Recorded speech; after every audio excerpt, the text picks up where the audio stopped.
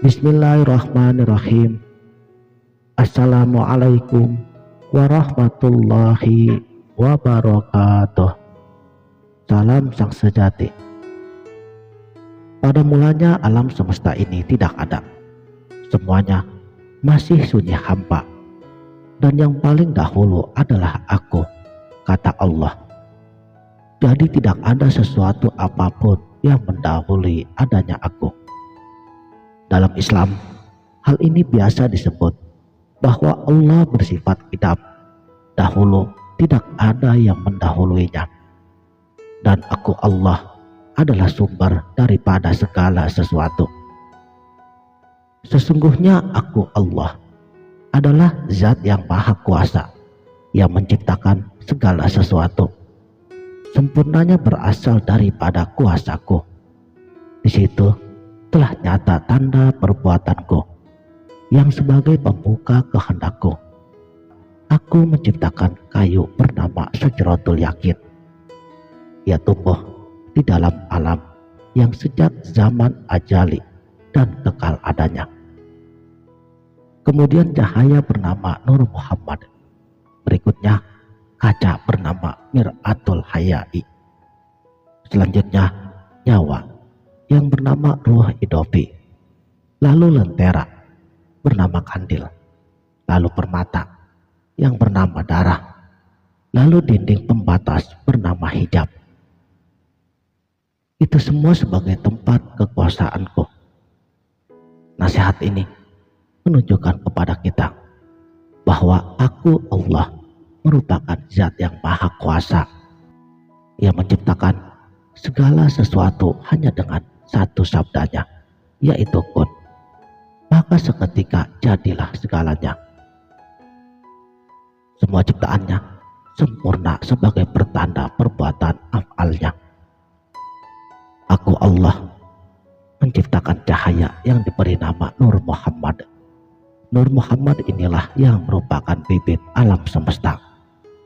Secara bahasa, ia berarti cahaya yang terpuji, sehingga dikatakan bahwa semua ciptaan pasti berasal daripada Nur Muhammad. Hal itu pula yang mengisyaratkan adanya pemahaman bahwa dalam tingkatan tertentu kebenaran hanyalah satu. Adanya ajaran-ajaran yang berbeda setelah mencapai tahapan tertentu ternyata sama belaka, karena bersumber daripada cahaya yang terpuji, cahaya kebenaran, yaitu Nur Muhammad. Berikutnya adalah pohon yang bernama Syajaratul Yakin atau Syajaratul Kaun, pohon kejadian, yang merupakan awal dan asal mula penciptaan. Lalu Allah menciptakan kaca yang bernama Mir'atul Hayai, cermin kehidupan, di mana ada sebagian ahli yang mengatakan bahwa setelah diciptakannya cermin ini, Nur Muhammad akhirnya dapat melihat wujudnya, yang mengakibatkan dirinya bergetar hebat dan berkeringat. Dari tetesan keringat inilah makhluk hidup ini berasal. Selanjutnya diciptakanlah nyawa yang diberi nama Ruh Idofi, dan ia ciptakan lentera yang diberi nama Kandil. Kemudian ia ciptakan permata yang diberi nama darah. Ada dinding pembatas antara kehidupan fisik dan kehidupan non-fisik, antara yang kasar dan yang halus yang disebut dengan hijab. Hijab ini sendiri dalam keilmuan banyak sekali jenisnya. Sesungguhnya manusia itu rahasiaku, dan aku itu rahasianya manusia. Karena aku menciptakan Adam berasal daripada 4 perkara: bumi, api, angin, dan air. Semua itu sebagai perwujudan daripada sifatku. Di sana aku tempatkan 5 perkara: nur, rahasia, ruh, nafsu, dan budi. Kelima hal itulah sebagai perwujudan wajahku yang maha suci. Manusia diciptakan sebagai rahasia, bukan rasa.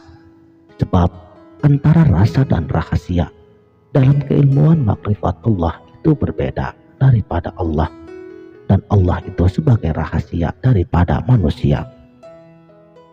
Yang dimaksud bahwa Allah menciptakan manusia menurut gambarannya atau menurut citranya. Seperti yang pernah saya kemukakan, bahwa pada tubuh manusia terdapat tulisan huruf Allah. Hal itu akan terlihat pada saat kita mengangkat kedua tangan seperti dalam takbiratul ihram dan membaca Allahu Akbar. Alif sebagai garis dari ujung jari tangan kanan turun hingga ke ujung jari kaki kanan.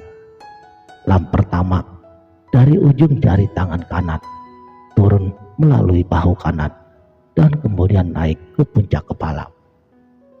Lam kedua dari puncak kepala turun melalui bahu kiri dan naik hingga ke ujung jari tangan kiri.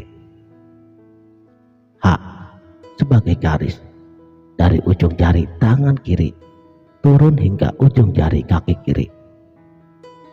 Dan manusia diciptakan berasal daripada 4 unsur yang merupakan gambaran daripada sifatnya, yaitu bumi, api, angin, dan air. Bumi adalah tubuh kita terwujud pada keadaan yang bersifat daging dan dibagi menjadi 2 keadaan, yaitu yang merupakan unsur daripada bapak berupa tulang, otot, kulit, dan otak, dan unsur dari ibu berupa daging, darah, dan sumsum. Api dalam tubuh menjadikan 4 nafsu, yaitu al-luamah, amarah, supiyah, dan mutmainnah. Api dalam tubuh menjadikan 4 nafsu, yaitu al-luamah, amarah, supiyah, dan mutmainnah. Lawamah berwatak suka terhadap makanan, sifatnya membangkitkan kekuatan badan. Amarah berwatak suka marah, emosi, sifatnya membangkitkan kekuatan kehendak. Supiyah berwatak keinginan, keterpesonaan, keinginan memiliki, bersifat membangkitkan kekuatan pikir berupa akal. Sedangkan mutmainnah, ia berwatak kesucian, ketenangan, bersifat membangkitkan kekuatan untuk berpantang. Angin dalam tubuh kita terwujud dalam 4 hal, yaitu nafas, tanafas, anfas, dan nufus. Nafas merupakan ikatan badan fisik bertempat di hati suwedi, yaitu jembatan hati berpintu di lisan. Tanafas merupakan ikatan hati bertempat di pusar berpintu di hidung. Anfas merupakan ikatan bagi ruh berpintu di telinga. Nufus merupakan ikatan rasa bertempat di hati pusat yang putih, yaitu jembatan jantung berpintu di mata. Air dalam tubuh menjadikan 4 elemen roh, yaitu ruh hewani, ruh nabati, ruh robbani, dan ruh nurani. Ruh hewani menumbuhkan kekuatan padat. Ruh nabati menumbuhkan rambut, kuku, dan menghidupkan budi. Ruh robbani menumbuhkan rasa, zat hamba. Ruh nurani menumbuhkan cahaya. Setelah 4 unsur alam terbentuk dalam tubuh kita, kemudian Allah menempatkan pula 5 hal, yaitu zat hamba sebagai gambaran daripada wajahnya, yaitu nur, rahasia, ruh, nafsu, dan budi. Nur merupakan terangnya cahaya. Ia mewakili zat yang maha suci, serta dapat menerangi lahir dan batin. Rahasia, rasa yang mewakili zat yang maha suci, dapat menumbuhkan daya ketentraman lahir dan batin. Roh, penglihatan roh, jika mewakili zat yang maha suci, menjadikan penguasaan yang sempurna. Nafsu, kekuatan nafsu jika mewakili zat yang maha suci, menumbuhkan kekuatan kehendak yang sentosa. Budi, penciptaan budi, jika mewakili zat yang maha suci, menumbuhkan daya cipta yang sentosa. Untuk itulah ada beberapa orang mengatakan bahwa manusia mempunyai sifat-sifat Tuhan dan juga mempunyai kesucian wajah Tuhan. Sekianlah, terima kasih telah menonton. Sampai jumpa di video berikutnya. Wassalamualaikum warahmatullahi wabarakatuh.